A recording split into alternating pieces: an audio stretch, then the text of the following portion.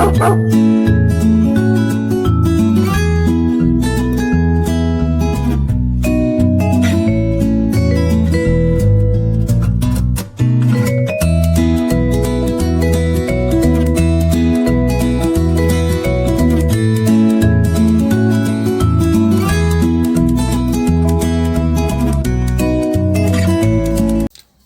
pessoal, no vídeo de hoje eu vou falar especificamente sobre os animais, se eles conseguem enxergar espíritos, né?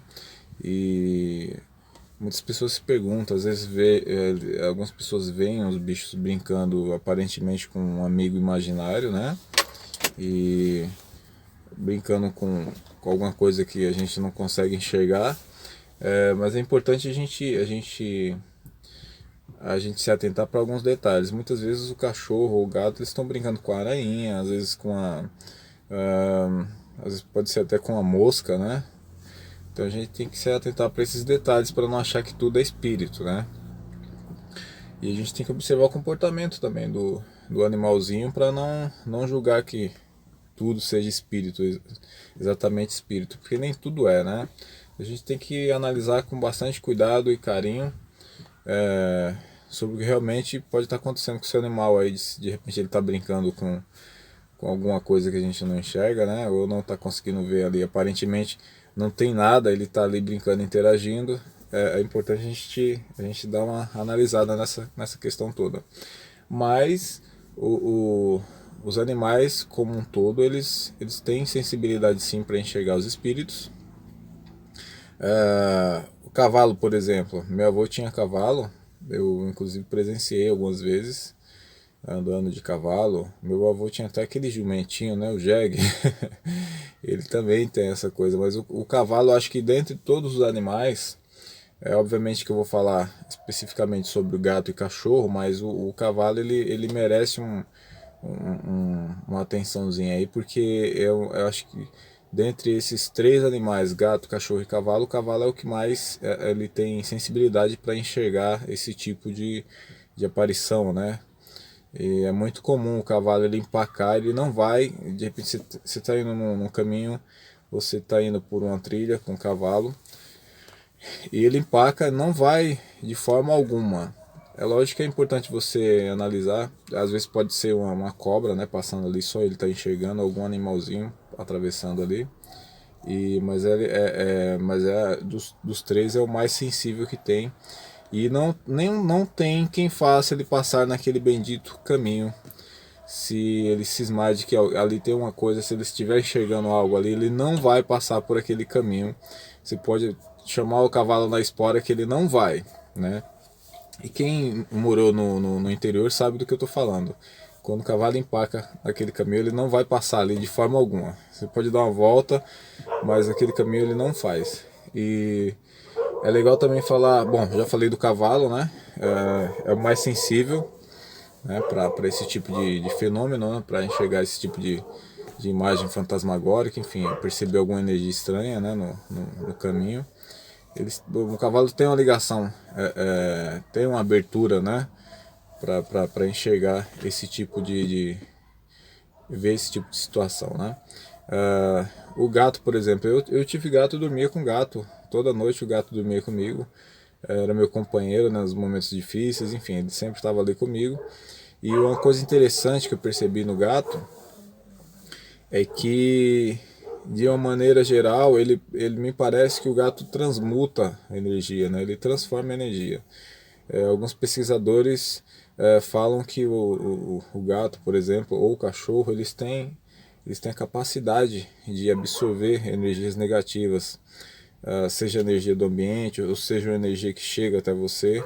Eles têm essa capacidade de digerir, vamos dizer assim, essa energia negativa, fazendo com que na verdade ele consome essa energia, né? É uma coisa natural, não faz mal para eles, não faz mal algum. Então se você acha que você está com a energia carregada na tua casa e vai fazer mal pro bichinho, não faz. Eles conseguem digerir isso com muita facilidade, né? Eles transmutam essa energia, transformam essa energia, né? Ou neutralizam de uma maneira geral, né? E é sempre bom ter. No meu caso, eu tinha um gato que dormia comigo toda noite. Eu tive algumas experiências as experiências extracorpóreas, né, que seria viagem astral, ou então aquela famosa paralisia do sono, que é catalepsia projetiva, né. E é engraçado que todas as vezes que eu tive experiências, que eu tive, vamos dizer assim, que eu vi alguns espíritos perturbados ao redor da cama, em todas as, não foram muitas vezes, mas de todas as vezes que aconteceu e foi forte, o gato não estava por perto. Não sei se tem alguma coisa a ver, né? Porque o gato ele tem um corpo espiritual também, né? Então de certa forma eu acho que acaba inibindo aí. Eu acho que um ou outro espírito acaba tendo medo do gato, né? Tanto é que no Antigo Egito, né? Eles usavam muito a imagem do gato, né? Como se fosse um protetor ou um animal, vamos dizer assim, esotérico, né? Eu não vou me aprofundar nesse assunto, mas enfim. E interessante que todas as vezes que eu tivesse essa experiência que chegava algum espírito perto da minha cama, normalmente perturbado, ele não estava por perto, né? É interessante isso. Talvez eu tenha vontade de ter um outro animalzinho. Provavelmente eu ainda vá ter, né? E possa aprender com ele e estudar um pouquinho, né? Não quero ter um animal exatamente para estudar, mas acho que a gente tem muito a aprender com esses bichinhos ainda. E tive cachorro também, muitas vezes o cachorro o gato, por exemplo, o gato, eu tive uma noiva ela tinha 7 gatos. Cada um tinha um temperamento diferente. E, assim, por incrível que pareça, é como se fosse cada um ser humano, assim como eu e você. Cada um tem um temperamento diferenciado, não são comportamento. É como se eles tivessem uma personalidade, cada um deles, né? Diferentemente de um para o outro, tem uma diferença muito grande. E o que acontece? O gato, bom, o gato eu já falei do gato. Agora o cachorro muitas vezes ele começa a latir pro nada, né? Você olha, às vezes o cachorro está latindo na direção da parede. Muitas vezes o cachorro fica coado, né? Ele fica coado, como se ele estivesse vendo, se ele tivesse uma ameaça na frente dele, né? E ele fica meio coado na parede, como se tivesse outra pessoa ali naquele ambiente, ou uma visita indesejável, vamos dizer assim. O gato também é a mesma coisa, tá? Se você vê o gato se arrepiando na sua casa, olhando para certo, sei lá, olhando para a parede, olhando para em algum sentido da tua casa, e você não tem mosca, você não tem abelha, você não tem uma aranha, você não tem nada disso, é legal você ficar atento com isso aí. Realmente pode ser que algum espírito resolveu passar ali e o gato enxergou e ele se arrepia, porque o gato ele sabe distinguir o que é um ser humano e o que não é, né? Então isso provoca vamos dizer assim, um certo receio por parte dos animais, ou eles enxergam eles veem essas imagens com uma certa, vamos dizer assim, um certo medo, um certo receio, né? Eles enxergam como se fosse uma ameaça, então eles reagem de imediato. Da mesma forma que tem alguns animais como o cachorro, o gato, que se você levar uma pessoa na tua casa, ele não vai aceitar aquela pessoa, vai estranhar, talvez depois se acostume, né? Mas é o que acontece, quando você leva uma pessoa na tua casa estranha, o cachorro vai latir e o gato vai ficar meio estranho, o comportamento dele vai mudar, né, do gato, mostrando obviamente que aquela visita não é exatamente desejável por ele, né? Da mesma forma acontece quando aparece um espírito em algum ambiente que tem esses animais e eles enxergam, né? Eles percebem a presença de alguma coisa estranha. Se não tiver forma, ele vai entender que ali tem alguma coisa estranha naquele ambiente e o comportamento muda, né? Se você observar bem, é uma questão de observação, você aprender a observar os animais e, e analisar realmente se não é algum bichinho, né? Se não é alguma aranha e tal. Mas eles conseguem sim, eles têm esse poder que a gente não tem, eles conseguem ver. Eles não conseguem exatamente passar para nós o que estão vendo, né? Mas eles conseguem enxergar sim, e por isso que são animais. Acho que eles conseguem pelo fato de não ter o mesmo comportamento que o ser humano tem. né? Enfim, nós somos inteligentes, eles são inteligentes sim, nos dão amor incondicional, de uma forma que muitas vezes você xinga o cachorro vai, fica quietinho na casa dele, daqui a meia hora se você estralar o dele, ele vem te dar amor e carinho, como se nada tivesse acontecido.